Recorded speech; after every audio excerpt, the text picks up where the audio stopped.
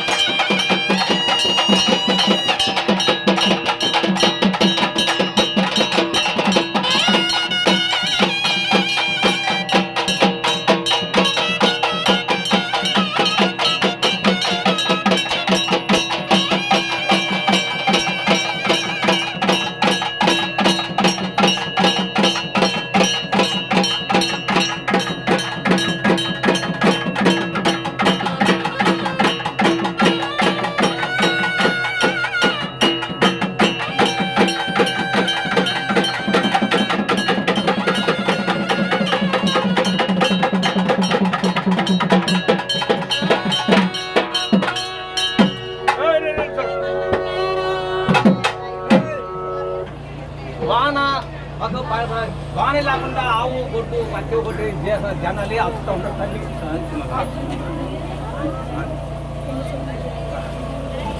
ಬಾರಿ ಬೆಂಡ ಯಾವ್ಯಾವ ನಷ್ಟ ಮಾಡಿ ಪುಣ್ಯ ಆ ಜಾಗದಲ್ಲಿ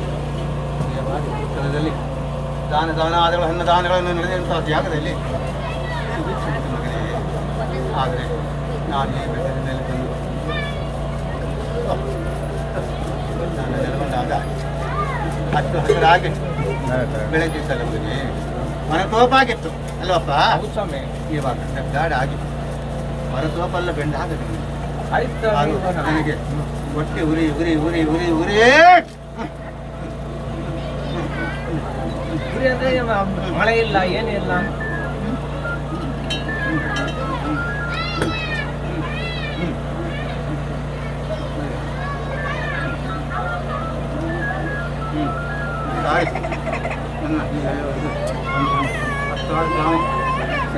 ನಾನು ಈ ವಾರಕ್ಕೆ ಸುಭಿಕ್ಷವಾಗಿ ನಾನು ಮಳೆ ನಡೆಸಿಕೊಂಡು ಹೋಗಿ ನಾನು ಬೇಡಿ ನಾನು ತಾಯಿ ಆದಿಸತ್ಯ ಪರಾಸತ್ಯ ಸಕಲ ಉತ್ಪತ್ತವಾದಂಥ ಇವತ್ತು ಯಾವುದಿಲ್ಲ ಮಳೆ ಆದರೆ ಆದಿಶಕ್ತಿಯಾಗಿ ನಾನು ಈ ಗೋವಾರದಲ್ಲಿ 86 ಜೀವರಾಶಿಗಳ ತಾಯಿ ಆಗಿದ್ದೇನೆ ಮಗಳೇ ತಾಯಿ ಆಗಿ ಸಕಲ ಕಷ್ಟ ದುಃಖಗಳನ್ನು ನಾನು ಅನ್ವಯಿಸಿ ನನ್ನ ಒಳ್ಳೆ ಮೇಲೆ ಕಟ್ಟಿಕೊಂಡು ಹೋದ ಮಗಳೇ ಯಾವುದು ಹಾಳಾದ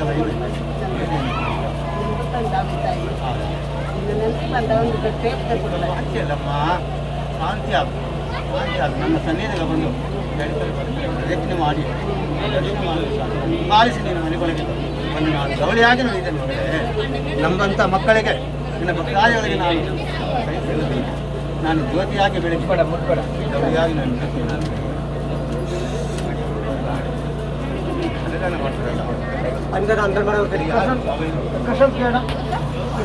ಕೃಷ್ಣನ ಕೃಷ್ಣ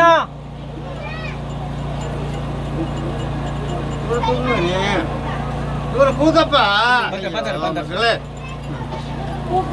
ನೋಡಿ ಬಂದ್ರು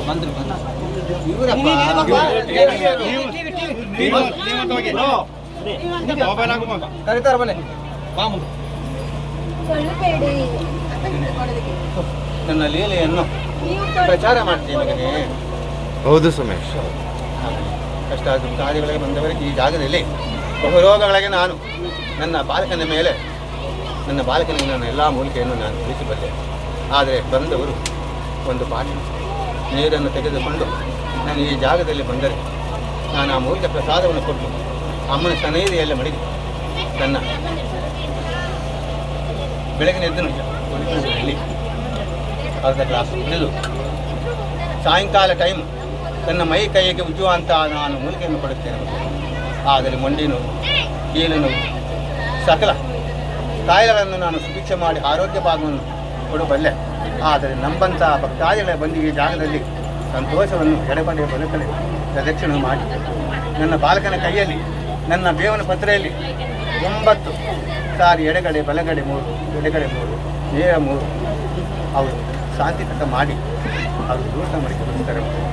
ಅವರು ಏನು ಹೇಳ್ತಾರೆ ನನ್ನ ಬಾಲಕ ಅದರಂತೆ ಕ್ರಮವಾಗಿ 3 6 ಹೊತ್ತು ಹಗಲು 3 ಹೊತ್ತು ಕುಡಿಬೇಕು, ರಾತ್ರಿ 3 ಹೊತ್ತು ಮೈ ಕೈಯಲ್ಲಿ ಉಜ್ಜಬೇಕು, ಬಿಸಿ ನೀರು ಸ್ನಾನ ಮಾಡಬೇಕು. ಆವಾಗ ಆರೋಗ್ಯವಾಗಿ ತನ್ನ ಕಾಯಿಲೆ ಕಸಗಳನ್ನು ಎತ್ತಿ ಆರೋಗ್ಯ ಇದನ್ನು ನಂಬಿ ಪರೀಕ್ಷೆ ಮಾಡಿ ಟೆಸ್ಟ್ ಮಾಡಿ ಅರ್ಥವಾಗಿದೆ. ಆಯ್ತು ಇಲ್ಲಪ್ಪ ನಿಧಾನ ಮಾಡ್ತೀವಿ.